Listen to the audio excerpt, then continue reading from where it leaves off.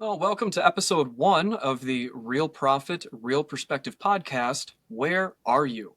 I'm Connor Malatesta, managing partner at Markoff and Malatesta CPAs, and I'm joined by my co-host Ryan Bannister, owner of One Up Advisors. Ryan, how are you doing today?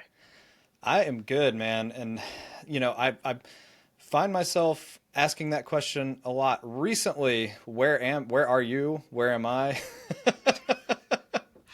I think there's the old saying, if you don't know where you've been, you won't know where you're going. And I think particularly lately, I both don't know where I'm going or where I've been. It sometimes feels like you just kind of wake up and go, "Oh my God, how did I get here?" So what we're really Yep. referring to is, one of the most important things when you're listening to somebody give advice on your business, life, whatever it is to kind of understand where where they're at, where they're coming from, and where you are at. So when we ask the question, where are you? If you're a business owner listening to this, we are going to have different advice targeted towards whether you are a solo entrepreneur who is just that one person running your own thing, doing everything yourself, wondering, how am I ever going to get everything done?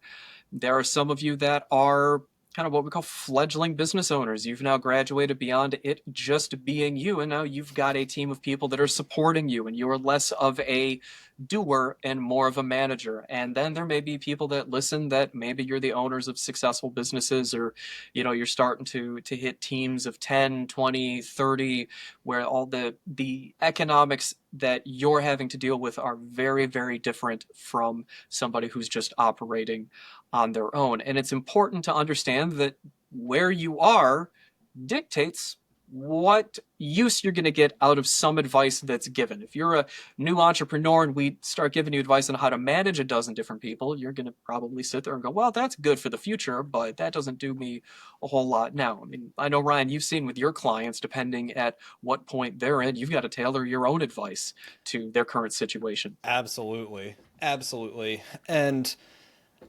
what you were going through kind of made me think of last episode as well. So if listeners haven't gone to episode 0 yet, I would recommend that too, because that also dives into our own unique perspectives. And I think that translates even into where you are at and the advice that we give to people in those different stages is it's coming from us and our experiences. And like me, for example, I'm kind of right on that edge you were talking about, from solo to like fledgling team, with one contractor that I'm working with to help me here. And then also from my experiences, I've been part of a corporate finance team at a really large organization. I think Duke is the second largest private employer in North Carolina, if I remember the facts correctly. But um, from there, I mean, all that advice comes from different places. So I'm really excited to kind of dive into these different stages over the next episodes and look at those different facts and where we're coming from on those. Because with different clients I have, and the client base I work with is different from you, Connor, and the experiences you have too. Yeah, you deal with a lot of content creators, which is always fun. How many people I believe come to you and suddenly realize, oh my God, I got a business. Yeah. I was just putting out videos on YouTube, and suddenly here I am with more money than I've ever seen, and I don't know what to do with it or what's going on or what do you mean taxes, or how do I pay myself, or anything. And there's very much a not even realizing that they are an entrepreneur, which is Yep. always really interesting to me that some people can accidentally end up in that situation. It is, man. Like that light bulb moment of, oh crap, I have a business now. And then as you grow and get through those different stages, like paying contractors to help you edit videos, hiring your first employee officially, and then growing a team from there. Like when you think of the largest creators that are out there, have massive teams of editors and like script writers and all different production staff that work exclusively for them, just like with a movie studio or something like that. So It's interesting because they are different, but not so different from any other business owner. Like problems are the same, and they can vary between industries. But yeah, I mean, for the most part, it's from that light bulb moment to like the teams of 10 to 20. So that's kind of where I come from too. And then like you, Connor, I know your clients are kind of all over from new businesses to the larger teams.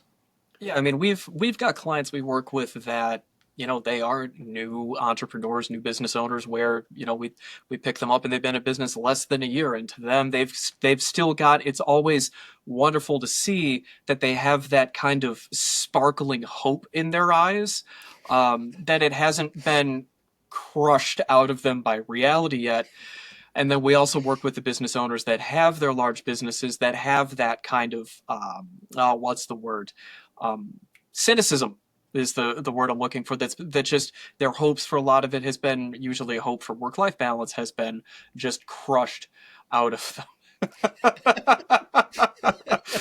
But it really, what's also really fascinating is that a lot of the fundamental principles of business hold true no matter the size. Things like you have to bring in more money than you spend if you want to continue to have a business, whether you are a solo entrepreneur, whether you are a household, whether you are a VC backed Silicon Valley startup, or you are a large publicly traded company. The fundamental rule is that you must have, over a time period, more money coming in than is going out. It turns out banks are usually not particularly keen to let you overdraft your accounts to a pretty hefty negative number. As soon as you start to hit that point, doesn't matter if you've gotten $100 million in startup capital that you went ahead and bought foosball tables for the entire office as all of you are working on your hot new app, and then 3 years later burning through millions of dollars in salaries, suddenly your business goes kaput. You still got to abide by money in has to exceed money out. You still have to have new sales. You have to understand, where are we getting our customers from? What do they care about? What don't they care about? Do we have to do marketing? What does our marketing have to look like? It's very overwhelming for a lot of new entrepreneurs, because what we usually see, and our next episode is going to focus really heavily on just what it's like to be a new entrepreneur. So a lot of the clients that Ryan works with, and some of the ones that I work with as well, is what it's like to be that sole responsible person for everything. That, your successes are yours, and your fuck ups are also yours. There's nobody, you can't shift the blame. Everything that kind of happens lands on you. And it is a different sort of relationship than when we go into future episodes on, now you're a business owner and you've got other people, and then yes, technically they can have problems, but you're still responsible, and it's just a little bit different. But it's still a lot of the lessons you learn for those that start the business from the ground up, in my personal opinion, are generally a little bit better suited towards that long-term success, because they understand those fundamentals at kind of an intimate level. That's why a lot of times succession planning becomes such a challenge for a lot of businesses. It's the same story. I know we've seen plenty of times of, you've got the father starts the business, runs it for 30 years, hands it off to the kids, and then the company goes, kaput within a few years because they didn't understand why things were set up the way they were, because they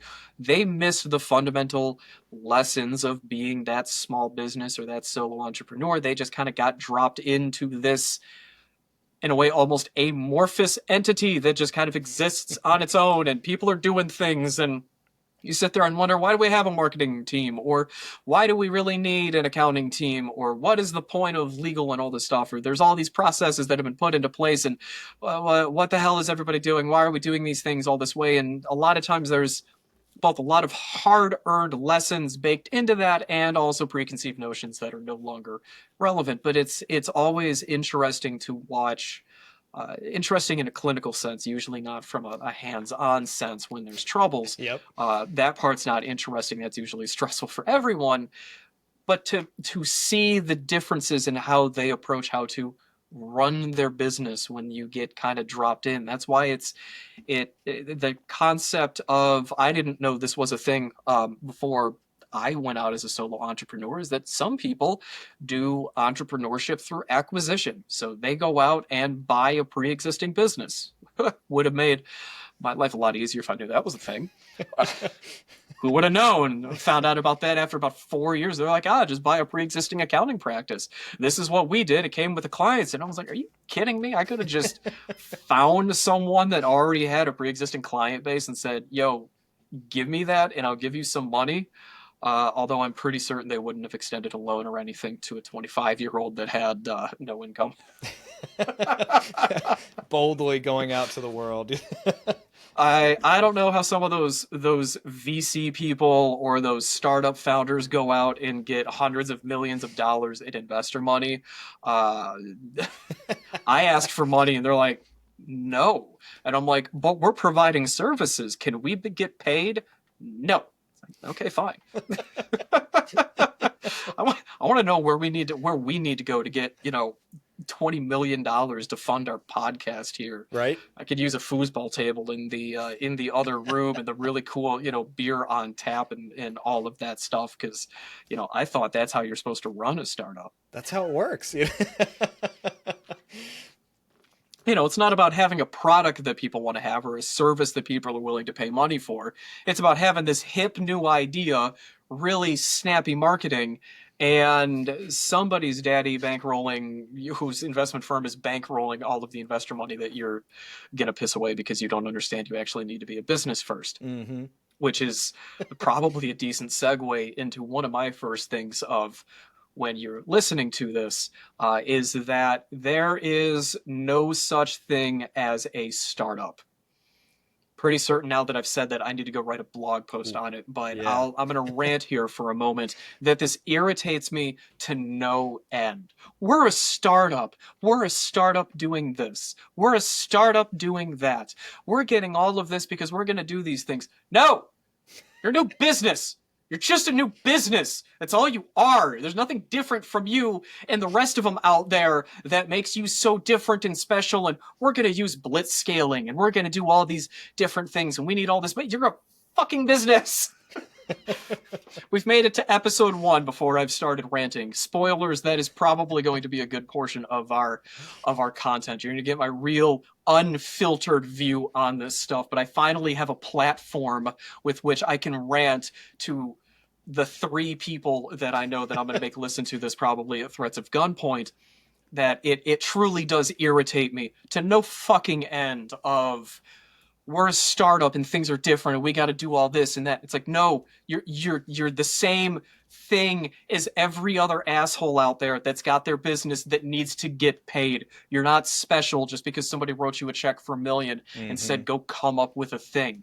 That you're still a business. You still got to abide by all those fundamental rules. I have talked to people that would say, well, yeah, we're doing the startup thing and all that, and it's good to be spending all this money. It's like, you don't have VC money. You're burning through your savings.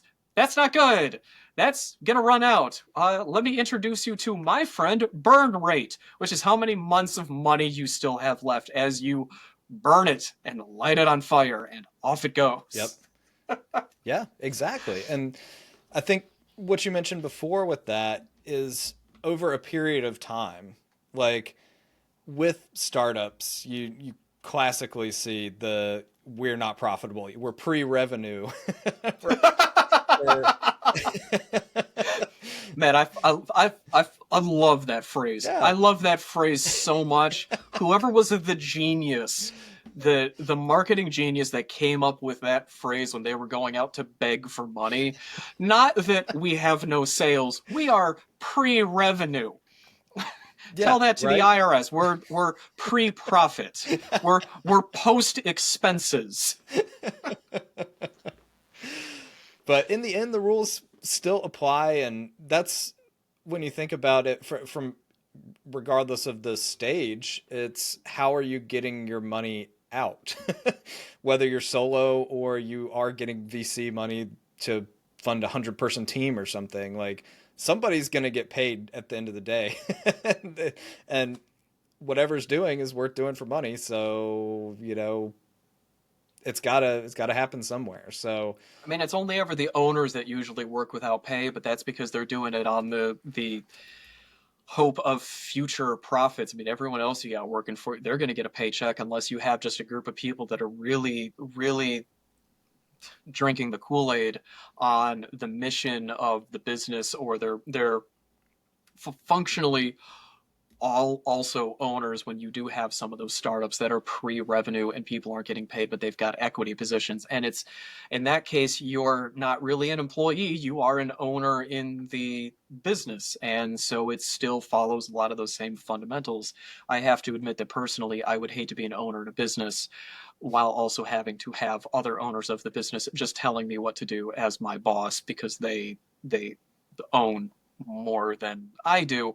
That would irritate me to no end, but I think that's partially because sometimes I don't play well with others. I say being in a partnership. I only have to play nice with one other. Well, two. Also you, Ryan. I tend to think so, God knows we spend enough time trapped in audit rooms together to really, really Yeah. understand the bonds that are forged in inventory testing. You gotta love that, man. Just the brutality of counting pieces of material in a large warehouse that Where even we're sitting there going, I can't believe we got to do this, but it's important to somebody. They're paying for it. hmm God knows we're not going to do inventory counts for free, which meant that, we needed to get paid, which means our employer needed to get paid, which means somebody had to pay for it, because you're not going to get anyone to do shit work for free for long. You may get it a little bit, but hmm it's not sustainable. And like Ryan, like you mentioned, time, it depending on the business is kind of the time frame that you're looking at. Large organizations can be unprofitable for a significant period of time because they have pre-existing stores of resources to pull from, or they can pull additional debt sourcing or do additional money raising, but they continue to do that spend. And that's why you'll see these businesses that are unprofitable month after month or quarter after quarter, sometimes year after year. When you're talking a publicly traded company, for example, the smaller you get, your time frame, so your timeline of what you could basically call your tolerance for loss, I think would be a decent way, or a tolerance for cash burn, right? For your net outflows shrinks with size, which I think intuitively makes sense. If you're smaller, you don't have as many resources. But, a solo entrepreneur could take 2 weeks for them to not get paid and run into serious troubles. Or maybe sometimes they can last a little longer because of savings, but a small business could only make it 3 weeks with no sales before they're basically looking at total collapse. And so the idea is we start talking about these different topics, burn, for example, cash flows, is to understand that if we start talking about something in the time scale maybe of weeks that like a solo entrepreneur deals with, yes, if you're a larger organization, you're probably going to sit there and go, yeah, but we don't need to worry about that. We look at our AR turnover in terms of net 45 and stuff like that, and it's like, you're right, you are 100% correct.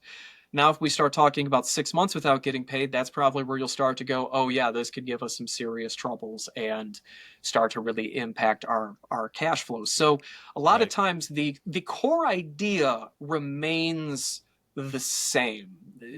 I hate to burst the bubble of a lot of people who have written books that are very industry specific. And I'm not going to say that different industries don't have different specialities that relate just to them with their considerations. An oil refinery is very different from a hair salon, which is very different from retail, which is very different from professional services. But when you really get down to the nugget of everything, it all follows the same fundamental concepts, kind of similar to math. You can have various different physics, I think. maybe. I'll admit, my mathematics, I took calculus in high school and then went absolutely no, and then I decided to make a career out of addition and subtraction. But at its core, it's the same stuff. Everything that kind of becomes relevant for a solo entrepreneur is still relevant for a fledgling, for a full, for a publicly traded. It all is the same sort of thing. You're generally just looking at scale for concepts. And, a lot of times, like, I know I've seen when people will put out different advice and things like that, it's, turn your business around in 30 days or 60 days, or, quintuple your sales in a 90-day period because somebody's got a course they want to sell to you. It's solo entrepreneur, honestly, you could potentially, if you did the right things, quintuple your sales in a 3-month period if you really went into it. If you're a large organized business, it may be difficult to go from $100,000 a month to $500,000 a month in the course of 3 months unless something radical happens, but it all follows the same sort of thing. But we want to be realistic in how these are going to apply at different parts of your life cycle. I mean, I know there's a lot of research on the business life cycle as a whole. I think it generally follows a bell curve. You've got the emergent businesses. I'm forgetting the terminology. It's been years, and I'm half pulling this out of my ass right now. I remember the chart. I don't remember the labels, but you've got your new businesses, and then you've got your growing businesses. You've got the steady, you've got the mature, and then you've got on the decline is basically what it kind of follows. And, hopefully most of you that are listening to this are on kind of the first half of that chart of either the new business or the growing or semi-established business. If you're declining, you've probably learned a lot of these lessons already. You've got other troubles you're not going to find any wisdom here on what to do if you're in a 50-year business that's dealing with a industry elimination. If you're a farrier, not a lot of advice on how to sell more horseshoes. Right. Like your product or service could be phased out, or like you mentioned, if the ownership changes at a certain time. And with that comes a variety of changes, but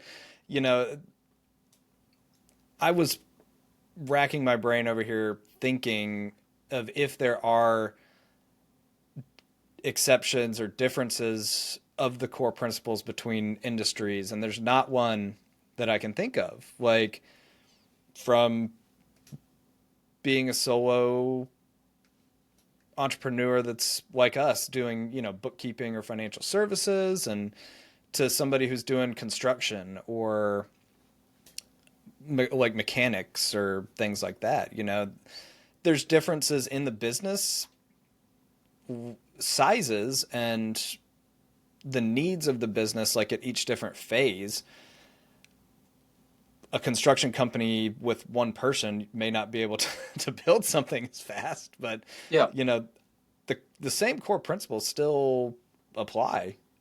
Yeah. Even if you're something very different, like a lending institution, I mean, they still, the wrapping of what is done will look very, very different from business to business based on the people you've got there, the types of clients you're dealing with, your legal and regulatory environment, how you make your money. All of that is going to look very different from industry to industry. Let's take, for example, somebody that's a house flipper.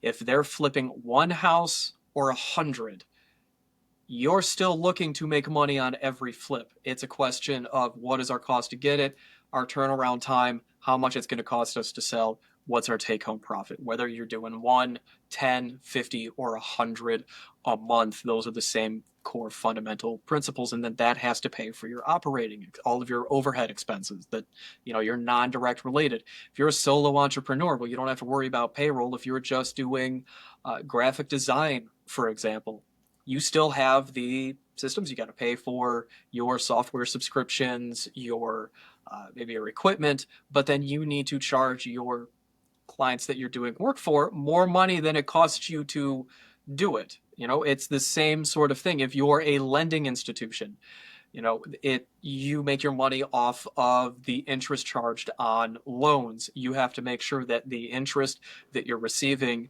exceeds how much it costs for you to administer all those loans, and that you're not taking full on losses for those loans, because then that makes you unprofitable. It's the same core thing. You have to make money at what you're doing if you want to continue to exist as a business enterprise. Now, there are a few, I'm not going to call them exceptions, but it kind of goes into, and this is probably shouldn't be talking about this right into the beginning, but as a kind of a more advanced topic, is there are circumstances where sometimes you'll run an unprofitable or a cash loss business for particular reasons. There is a intent behind why you have a business that's not making money. I mean, the great example would be something like Walmart running at a loss to drive out other business so that they can, you know, win the business once all the competition is gone. Mm-hmm. Thing is, they're still playing by the same fundamental rule of, over the long run, they have to make money. That's why, unprofitable stores are closed. If they're losing money over the short term so that they can then capture that profit later, they're still playing by that same core fundamental principle. They're just twisting the rules a little bit because of additional resources that are available to them. A solo entrepreneur doesn't have the power really to do that. And in my mind, a lot of that really starts to get into uncompetitive practices, and I'm not a personal big fan of doing that. I get why they do it.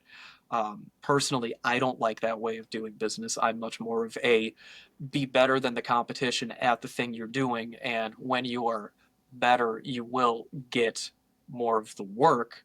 But I understand why those decisions are made, and I can't really fault them for it.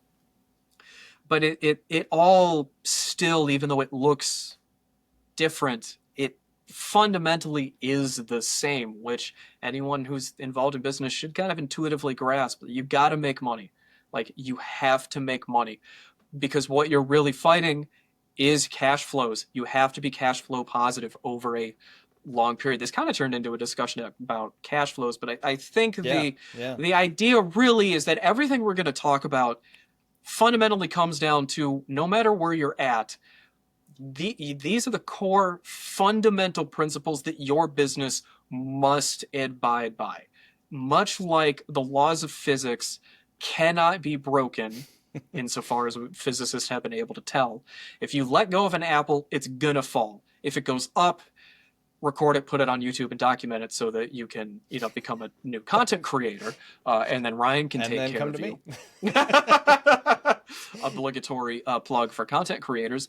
But every business, no matter where you're at, has to follow these core fundamental principles, and a lot of business owners, particularly as they go through this life cycle, lose sight of those guiding principles, the very things that they're supposed to be doing. The larger the organization gets, the more people that are involved, the more noise that's there. They start to forget you're supposed to make money. Like, that's it. Like, that's the core of everything. You got to figure out how to make money. And then you do need to understand, and maybe we could have episodes on, specific industries, but it gets into things like timing and seasonality. And that's where you're going to have your industry differences of what is going to happen when you're doing the work. That is going to be very, very different industry to industry to industry. Your seasonal businesses have a lot more challenge than businesses like ours, where I don't care what the weather is outside or really what's going on. Right. Businesses are businesses. We're providing accounting services every single month, and we get paid every single month, and we don't have to deal with the contrast to, say, I say we don't have to, but I just mean it as an example. Tax firms and providing tax services is very much feast or famine, because it's centered around tax deadlines. So these huge troughs of cash come in, and then you don't have a bunch of cash coming in because the work's done. It's just understanding, got to make money doing that stuff, but what's going to happen kind of with the cash. And I think that would be my big takeaway from this, is to understand, whoever is listening to this, where you're at in your life cycle of the business? Am I new? Am I established? Am I thrown kind of into the deep end because I've just purchased a new business? And so now I don't totally know where the business is at because I'm coming in when it's already been in existence for 5, 10, 15, 20, 30, 50, 100 years. And now it's my job to keep it going. And I don't know really where it's at. And so for those of you that are really lost, listen to each of the episodes to see what really resonates with as you're sitting there going, oh yeah, that shit. Yeah, that's what I just had a meeting about that last week. Man, I wish we were getting paid for our vendors. And oh yeah, they said vendors is probably going to be a more established business. So yeah, all right, I'm not a solo entrepreneur anymore. Yep. That's the takeaway, to understand that fundamentally it all is the same stuff, but you're just going to have different considerations as it goes, but everybody has to abide by the same laws.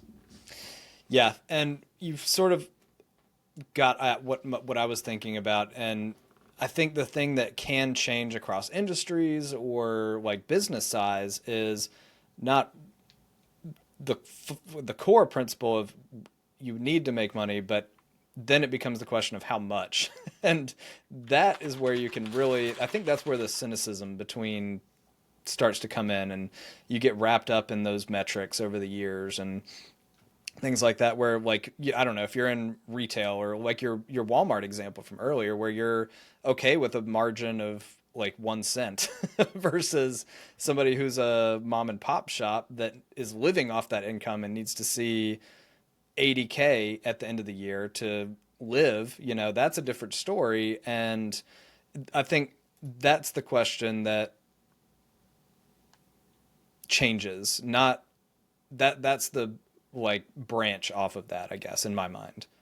Yeah, I mean it really, I think that is a good thing that we'll make a note for that to make sure that we give an answer to, is the considerations that you as a lot of this is going to be framed from the owner, but there's a lot of this that if you're a manager or mid-level or something listening to just understand your organization better, this will help you get why different things are put into place at different sizes. Yeah. Yeah. But it's as you go through the life of the business, the considerations for the purpose of the business, why the business does its thing, will change. To illustrate what I mean by that, we have clients who only ever want to be solo entrepreneurs. They don't want to have to manage a team and do all this extra stuff. They just want to be the one person doing everything. It makes it easier for them to keep hands on things. They're not trying to make 500, a million, $2 million a year, have this giant business and responsibility. They just want to do their thing, have enough money to pay their bills and live comfortably, and that's it. And that is not a bad thing. I do not fault them at all for making that decision. Because running a business is a lot of stress and responsibility, as we could both attest to for hours and hours and hours. But when they think about how to set up what their business does and what they do, they will look at things differently than somebody who wants to grow to a million, 2 million, 5 million, 10 million a year, in what their end goal is and what they consider the resources of the business to be for. Walmart is like a publicly traded company, is a strangely, not to get weird about it, but it's almost like a semi-sentient being to a certain extent, where the entity of Walmart will continue to exist even as people shuffle through. Right. Kind of a ship of Theseus example. Walmart is not, as the ownership, particularly worried that maybe they're only making 5 cents on a particular product that they move. They just want to move as much of that product. They don't worry about, oh, I would have to sell 10,000 of them to have a comfortable amount of money coming in, because they have other items that they're moving, because they look at everything in the aggregate. A mom and pop store, like you said, to go to your example, they need that money. They need a larger return on a per item basis because they need that money to live, to afford their mortgage, afford eating. And so it's just different considerations on what is the purpose of the business. And that's actually a lot of times when we advise clients, I think we start with that basic, what do you want to do with the business? Because when Yep. you kind of really do circle back to the beginning, where are you is the first question that needs to be answered. And then the second question is, what do you want to do? And I think particularly in this day and age of a lot of people trying to recapture that work-life balance, it's why are you doing what you're doing? What is your goal behind this? Is it comfortable, or do you want to be wealthy? Are you looking to just be able to support your family, take vacations, and not have to worry about things? Or are you hoping to have enough money that you can buy yourself a couple politicians because you want to get in on that game too? And that, we start by asking our clients that question, what do you want? And then we'll help you go in that direction. But we can't tell you what you want. That has to kind of come from you, but that Yep. becomes the core of everything.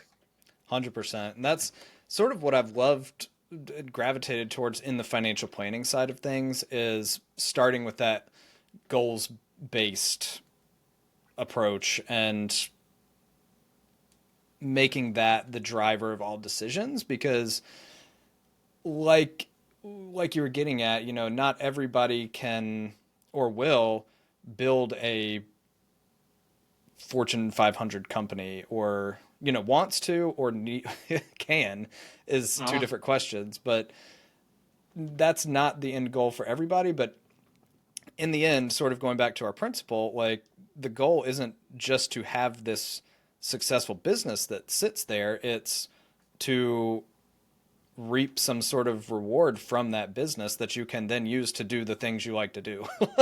Right? Like, go have fun skiing or yachting, I don't know, whatever you like to do, but in the end, most of us aren't going to be happy with just a bank, like a business bank account sitting there with a bunch of money, because what does that do other than, I don't know, but yeah. it collects paltry amounts of interest. Yeah, Thanks, banks. exactly. Got all your money sitting there, and they go, "Here's $5. Buy yourself something nice." And then in this day and age, you go, uh, I can't do anything with that. Can I have more?" And they go, "No." It's the Can new rant age about. example of your grandma giving you a quarter, but now it's like $20, Oh, that hits much too close to home. Of course, in this day and age, then you'd have to take that $20 and then you want to go spend it to get candy or something, but actually it's a candy subscription, and they're going to ship it right to your door. And this episode's sponsored by Blue Apron. Not really. Please don't sue us. No. But no, that really, I think, kind of sums up a lot of this. Is just to really take a step back and think, where are you at? What do you want to do? And then go from there. Take away what you can, and all the stuff that's not relevant, cut through it. I mean, there's a lot of influencers out there that'll always talk about the grind and the hustle and all that. And I know we're both really intimate with that whole thing, considering we live that, in our day to day. But it for starters isn't for everyone, and it's also not how things need to be. There's always that expectation of, you got to go, millions and millions and rich. I mean, yes, if you want that, but also it is okay to not want all of that. It is okay to be satisfied with things that are comfortable. You don't have to kill yourself. Right. Yeah, and even, I mean, sort of going off what you were saying, like, regardless of what size you are going to need help or advice from somebody at some point. And a lot of times, especially starting off, it's going to be around the financial side of things. And who you're taking that advice from at that point is crucial. That can make or break you. And if you want to get advice from people that really know what they're doing, you should check out our websites. our Just looking for websites, and in general, do your research before you go off and do something. make sure that whoever you're getting advice from is licensed and has practical real world experience. It isn't a business coach whose first business is being a business coach. Just a little pet peeve of mine, but it's fine. But yeah, I mean that's really, I didn't have a good ending to this one. I was hoping I could just end it on the plug. But yeah, I mean Yeah. that's just what to keep in mind for all of our future episodes here. And if anyone listening to this does want detailed advice, both of us are easily accessible. You can send us an email, you can call our numbers, and we will see what we can do to help. Absolutely. Alrighty. Absolutely. Well, thanks, Connor. I think we got some good stuff in there today, man. I think so as well. And if this ever hits the point to where people can leave questions, then I'm just going to do a planning for the future. Send us questions if there's anything that comes to mind. And with that, we will see you on the next episode, episode 2.